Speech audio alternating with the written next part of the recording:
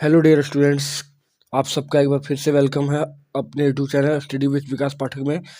तो इस वीडियो में हम लोग सोशल साइंस कर रहे हैं और सोशल साइंस में हम लोग ये अति लघु उत्तरीय, लघु उत्तरीय और दीर्घ उत्तरीय प्रश्न कर रहे हैं। ठीक है, ऑब्जेक्टिव तो आपको पहले ही करा दिया गया है और ये हम लोग सब्जेक्टिव कर रहे हैं जो आपके होने वाले अभी आज के एग्जाम के लिए। ठीक है, बहुत ही इंपॉर्टेंट है, तो आप जाते आते वीडियो जरूर एक बार वॉच कीजिएगा क्योंकि यहाँ से सवाल जरूर मिलेगा आपको। बहुत ही मोस्ट अवेटेड क्वेश्चन है और बहुत ही अच्छे अच्छे प्रश्न हैं। तो चलिए हम लोग ज़्यादा देर ना करते हुए सीधा सेशन को शुरू करते हैं। और बोला गया कि आयात शुल्क से आप क्या समझते हैं, तो what do you understand by import duty. ठीक है, आयात शुल्क।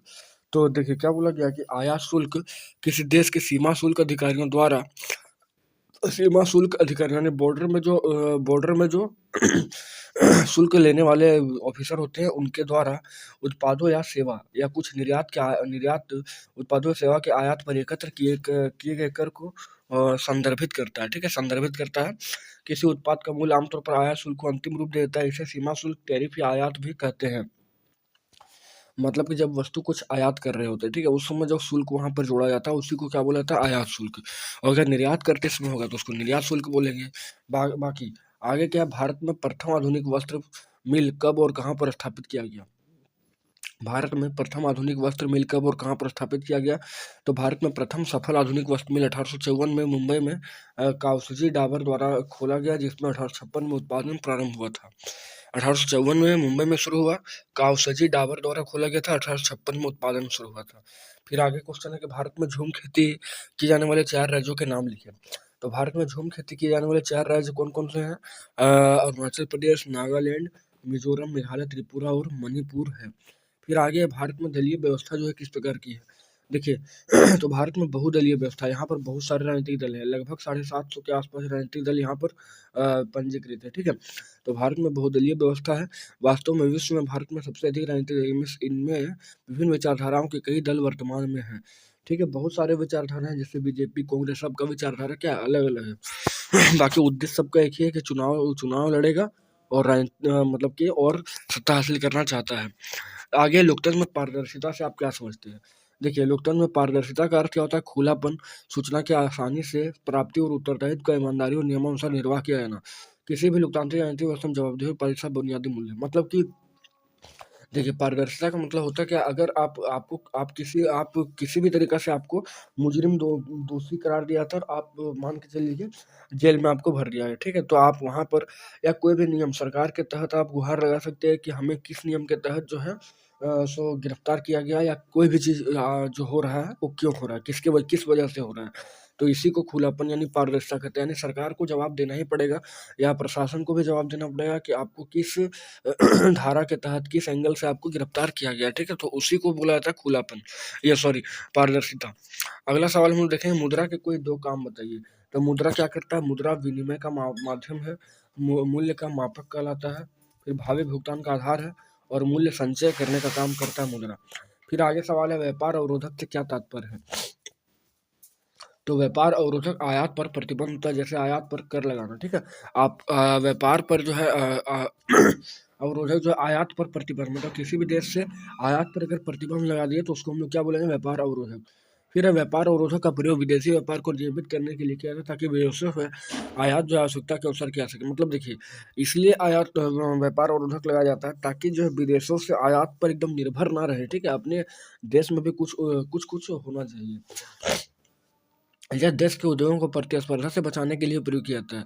अगर व्यापार अवरोधक करेंगे तो देश का अपना उद्योग कुछ ना कुछ बचेगा, क्योंकि दूसरे देशों से लाना तो नहीं पड़ेगा उतना ना, इसके वजह से। अगला सवाल हम लोग लघु उत्तरीय प्रश्न देखेंगे। ठीक है, हाथ से बने हुए वस्त्र की 2 प्रमुख विशेषताओं का उल्लेख करें। तो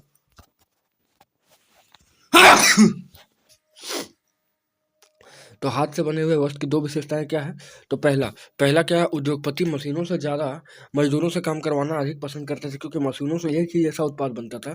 लेकिन बाजार में अक्सर बाहरी डिजाइन और खास आकार वाली चीज़ों की काफ़ी मांग रहती थी और इन्हें बनाने के लिए प्रौद्योगिकी की नहीं बल्कि इंसानी निपुणता की जरूरत होती थी। मतलब ये सब चीज़ बनाने के लिए हाथ से वाला कारीगर ही चाहिए था, इसलिए कह सकते हैं आपके हाथ से बुने हुआ चीज़ बहुत ही बेहतरीन होता था। फिर आगे विक्टोरिया कालीन ब्रिटेन में उच्च वर्ग के लोग बूंदी कुलीन और पूंजीपति वर्ग हाथों से बनी चीजों को ज्यादा महत्व देते थे। हाथ से बनी चीज़ों को परिष्करण और सुरुचि का परिष्कार और सूची का प्रतीक मानते थे। उसकी फिनिश अच्छी होती थी, उनको एक-एक करके बनाया जाता था, सबका डिज़ाइन अलग होता था और ज़्यादा अच्छा होता था। इसलिए आप कह सकते हैं कि हाथ से बने हुए वस्त्र ज़्यादा ही बेहतरीन हुआ करते थे। अगला क्वेश्चन यहाँ पर है कि ईस्ट इंडिया कंपनी ने भारत में बुनकरों पर निगरानी रखने के लिए वास्तु में को नियुक्त किया? संक्षेप में वर्णन करें। तो ईस्ट इंडिया कंपनी ने भारतीय व्यापारियों और दलालों की भूमिका समाप्त करने तथा बुनकरों पर अधिक ज़्यादा नियंत्रण स्थापित करने के विचार से किसको रखा? तो वेतनभोगी कर्मचारी तैनात कर दिए, जिन्हें गुमास्ता बोला गया। इन गुमास्तों को अनेक प्रकार के काम सौंपे गए। पहला कि वे बुनकरों को कर्ज देते थे ताकि वे किसी और व्यापारी को अपना माल तैयार ना कर सके। पहले ही बुनकरों को कर्ज देकर एक्स्ट्रा पैसा देकर रख दिया जाता था। फिर आगे है कि वे ही बुनकरों से तैयार किए गए माल को इकट्ठा करते थे और वे बने हुए सामान विशेषकर कपड़ों की गुणवत्ता की जांच भी करते थे और समय समय पर पिटाई भी करते थे गुमास्ता की, मतलब कि मजदूरों की, ठीक है, बुनकर की, सॉरी बुनकर की। बाकी तो गुमास्ता आपका वही जो गुमास्ता तो आपका वेतनभोगी कर्मचारी हो गया। नेक्स्ट है, हमें खनिजों के संरक्षण की आवश्यकता क्यों है? तो खनिजों के संरक्षण की आवश्यकता निम्न कारणों से है। तो खनिजों के पहला बात कि खनिज के भंडार क्या है? सीमित है, सो भी अपर्याप्त मात्रा में, यानी कि अलग अलग जगह पे खनिज अनवीकरणीय संसाधन, अर्थात एक बार समाप्त हो जाने के बाद उनके निर्माण में लाखों वर्ष लग जाते हैं। आगे वर्तमान में खनिजों का चरम दोहन किया जा रहा है, जिसके कारण उनके शीघ्र समाप्त हो जाने की संभावना बनी हुई है। इससे आगे आने वाली पीढ़ी खनिजों के उपयोग से वंचित हो जाएगी, इसलिए खनिज का संरक्षण बहुत ही जरूरी है। नेक्स्ट बहुत ही इंपॉर्टेंट सवाल है कि राजनीतिक दल के कार्य क्या है? तो राजनीतिक दल के प्रमुख कार्य है, टॉपिक वाइज है। पहला, नीतियां और कार्यक्रम तय करना। यानी राजनीतिक दल अपनी बनाई गई नीतियों और कार्यक्रम के आधार पर चुनाव लड़ता है। वे भाषण, टेलीविजन, रेडियो, समाचार पत्र आदि के माध्यम से अपनी नीतियां और उनके कार्यक्रम के द्वारा कार्यक्रम जनता के सामने और मतदाताओं को आकर्षित करने की कोशिश करते हैं। मतलब कि मतदाताओं को लोक लुभावनी बातें बोलकर आकर्षित करते हैं। नेक्स्ट है शासन का संचालन। तो जिस राजनीतिक दल को चुनाव में बहुमत प्राप्त नहीं होता, वे विपक्ष में बैठते हैं, तो जिन्हें विपक्षी दल कहते हैं। एक और जहां सत्ता पक्ष शासन का संचालन करता है, वहीं विपक्षी दल सरकार पर नियंत्रित करता है, सरकार की गड़बड़ियों को रोकता है। और कहा जाता है कि लोकतंत्र में जितना ही बेहतरीन विपक्षी होगा, उतना सफल लोकतंत्र होगा। आगे चुनाव का संचालन। तो सभी राजनीतिक दल अपनी विचारधारा और सिद्धांत के अनुसार कार्यक्रम एवं नीतियां तय करते हैं, जिससे देश की जनता के पास चुनाव घोषणा पत्र कहते हैं, और वे जनता के सामने मैनिफेस्टो को जारी करते हैं। राजनीतिक अपने उम्मीदवार को खड़ा करने और चुनाव जीतने का हर संभव प्रयास करते हैं। नेक्स्ट है लोकमत का निर्माण।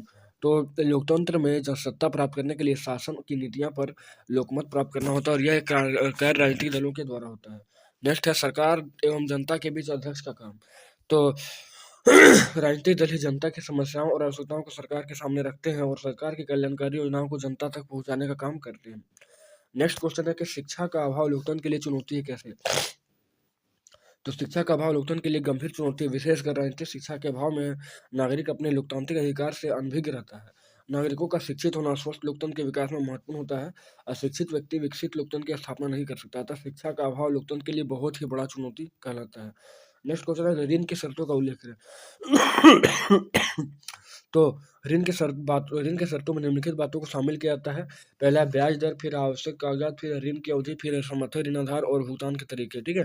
तो इसको आप डिटेल में लिख सकते हैं, बड़ा क्वेश्चन है ये।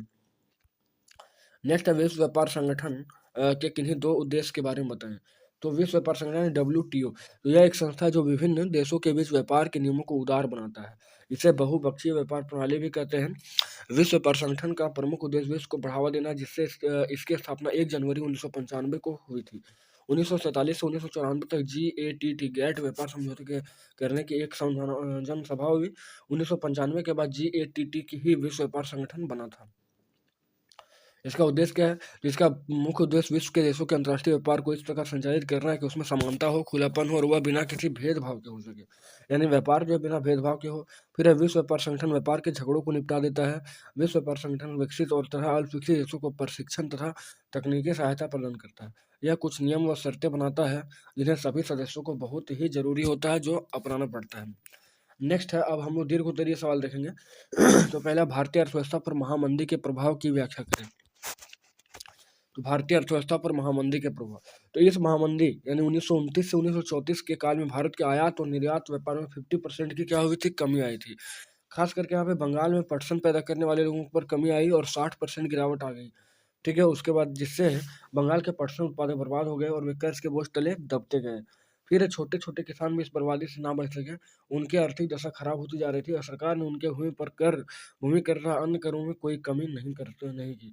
नेक्स्ट है कि 1930 में शुरू होने वाले सिविल अवज्ञा आंदोलन यानी सविनय अवज्ञा आंदोलन इस आर्थिक मंदी का सीधा परिणाम था, क्योंकि ग्रामीण क्षेत्र अशांति का क्षेत्र बन चुका था। नेक्स्ट क्वेश्चन यहाँ पर है कि एक तानाशाही शासन की तुलना में लोकतांत्रिक शासन में नागरिकों की गरिमा और आज़ादी बनी रहती है कैसे? तो एक तानाशाही शासन की तुलना में लोकतांत्रिक शासन में नागरिकों की गरिमा और आज़ादी कैसी बनी रहती है, इसी के बारे में आपको बताना है। तो पहला पॉइंट है कि प्रत्येक व्यक्ति अपने साथ के लोगों को सम्मान पाना चाहता है यहाँ पर लोकतंत्र में। फिर लोकतांत्रिक व्यवस्था में नागरिकों को भाषण देने और अपने विचार व्यक्त करने की बहुत ज़्यादा स्वतंत्रता होती है। नेक्स्ट है लोकतांत्रिक व्यवस्था में सभी राजनीतिक दलों को चुनाव से पहले और चुनाव के बाद स्वतंत्र रूप से कार्य करने की आज्ञा होती है। और नेक्स्ट है कि लोकतांत्रिक व्यवस्था में सभी वर्गों और धर्मों का क्या है, सम्मान किया जाता है। अब अगला सवाल है कि सहायक और विदेशी नीतियों का उदारीकरण वैश्वीकरण की प्रक्रिया में किस प्रकार सहायक है? तो पहले आपको बता देना कि उदारीकरण, तो उदारीकरण का अर्थ है उद्योग और व्यापार के क्षेत्र में उदारीकरण नीति को अपनाना, यानी छोड़ देना। व्यापार और निवेश नीतियों के उदारीकरण ने वैश्वीकरण प्रक्रिया में अनेक प्रकार से सहायता पहुंचाई है। पहला कि 1991 से भारत सरकार ने विदेशी व्यापार तथा विदेशी निवेश के प्रति उदारीकरण की नीति को अपनाया है। विदेश निवेश तथा विदेशी व्यापार पर यह प्रतिबंध को हटा लेने से विदेशी कंपनियां यहाँ अपने कारखाने तथा कार्यालय स्थापित कर रही है। इसी प्रकार भारतीय कंपनियां भी अपने कारखाने तथा कार्यालय अन्य देशों में क्या कर रही है, स्थापित कर रही है। आगे कि विदेशी ये उदारीकरण के परिणाम स्वरूप भारत तथा विदेशी व्यवसायिक यह निर्णय लेने के लिए स्वतंत्र है कि उन्हें क्या उत्पादित करना है और क्या आयात और क्या निर्यात करना है। अगला है कि अगला कि व्यापार के उदारीकरण तथा निवेश के परिणाम स्वरूप भारत सरकार ने अनेक विशेष आर्थिक क्षेत्र SEZ की स्थापना की, जहां विदेशी कंपनियों के लिए सब प्रकार की सुविधाएं उपलब्ध कराई तथा आरंभिक 5 वर्षों के लिए करों में छूट दी। हाँ बाबू 2 मिनट रुको ना बाबू।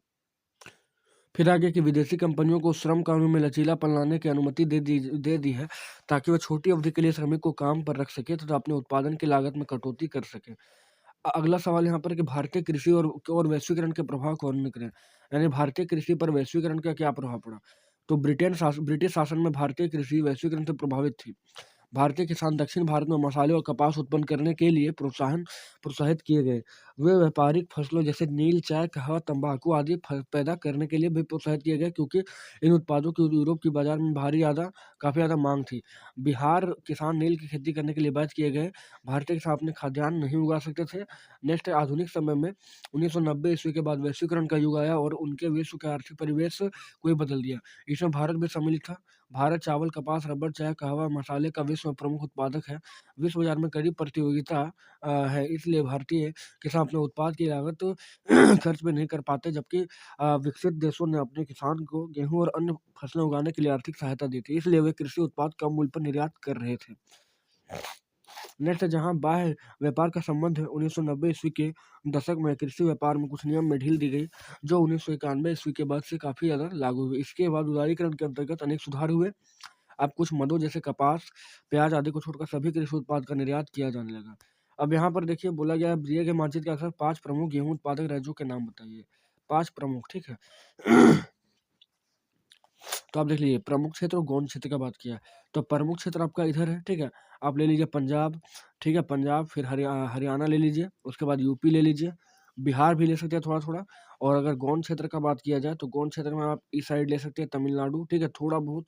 फिर आप महाराष्ट्र ले सकते हैं, मध्य प्रदेश ले सकते हैं।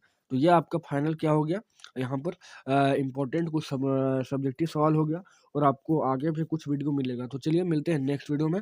ये सारे सवाल बहुत ही इंपॉर्टेंट है और हो सकता है यहाँ से कुछ ना कुछ सवाल आपका बनेगा, तो इसलिए वीडियो को स्किप नहीं करना था, पूरा कंप्लीट अगर आप देखेंगे तो ही आपको फायदा होगा। तो चलिए मिलते हैं नेक्स्ट वीडियो में।